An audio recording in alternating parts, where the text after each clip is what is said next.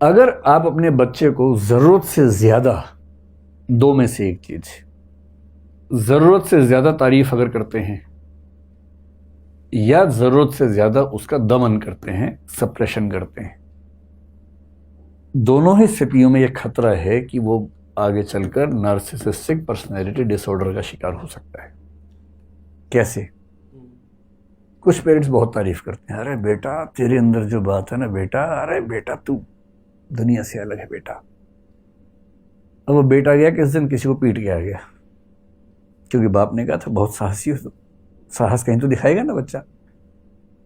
अब जिस दिन बच्चा किसी को दूसरे बच्चे को पीट के आ गया, देखने की बात है कि उस दिन माँ बाप ने क्या कहा।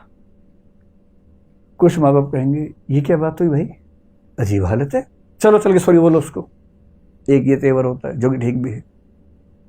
एक होता है कि चलो कोई बात नहीं यार ठीक है, हो जाता है, इसका मतलब पीटा हो कभी कभी हम कुछ नहीं बोलेंगे। तीसरा क्या होता है, उसने कितने मारे, पापा 2, तूने 8, क्या बात है यार मेरा बेटा मजाक है, अरे अब कितने साल की हो गई बेटा, 8 साल की, बेटा 12 का हो जा तमंचा दिलवा दूंगा, 12 में तमंचा, 16 में चेन गन बेटा, फिर सबको मारना आराम से, जो भी ठीक ड्रेस व्रेस में ना उसको मार देना, है ना, खराब चीज़ों को देखना अच्छा नहीं होता, मार ही देना उसको। अब इस परिवार में जो बच्चा है जिसको संस्कार ये मिल रहे हैं पेरेंट्स से, क्या वो ठीक इंसान बन पाएगा? कभी नहीं बन पाएगा। फिर वो अपने बाप को देखता है, उसके बाप का व्यवहार उसकी माँ के साथ ऐसा है जैसे मालिक और दास का संबंध हो। उस महिला को इतनी हिम्मत नहीं कि परिवार के मसलों में एक सेंटेंस भी बोल सके, तो वो क्या सीख रहा है कि सारी शक्ति मेरे पास होनी चाहिए, और जब वो बड़ा होगा सारी पावर मेरे पास, इस पूरे इलाके में कोई सांस भी लेगा तो मुझसे पूछ के लेगा, वरना गोली मार देंगे। तो जो परवरिश में यदि आपने गलत चीज़ों पर तारीफ करनी शुरू कर दी, बच्चे ने हिंसा की, बच्चे ने गाली दी, गाली दे क्या कौन सी, ये वाली, अरे बेटा 3 और सिखाता हूँ, नोट कर, नोट बनाओ, ये वाली गाली है, ये वाली है, ऐसे देते हैं, इस सीक्वेंस में देते हैं। अगर आप इस लेवल पर बच्चों को ट्रीट कर रहे हैं तो सीधी सी बात है कि बच्चे आगे चलकर आपसे आगे ही निकलेंगे। हर बाप चाहता है कि बच्चा आगे निकले, तो बच्चा आगे निकल जाता है इस मामले में भी आगे निकलता है। दूसरा तरीका क्या है, अननेसेसरी रिप्रेशन या सप्रेशन अगर बच्चे का होता है, बच्चा कुछ भी करे, हाँ बेटा एग्जाम ठीक रहा, हाँ मम्मी ठीक रहा, कितने नंबर है पापा, 99% है, एक कहाँ गया, इसके लिए भेजा था स्कूल तुझे कि 100 में छोड़ के आ जाओ, और इसी पे 2 झापड़ मार दिए, आज खाना नहीं मिलेगा।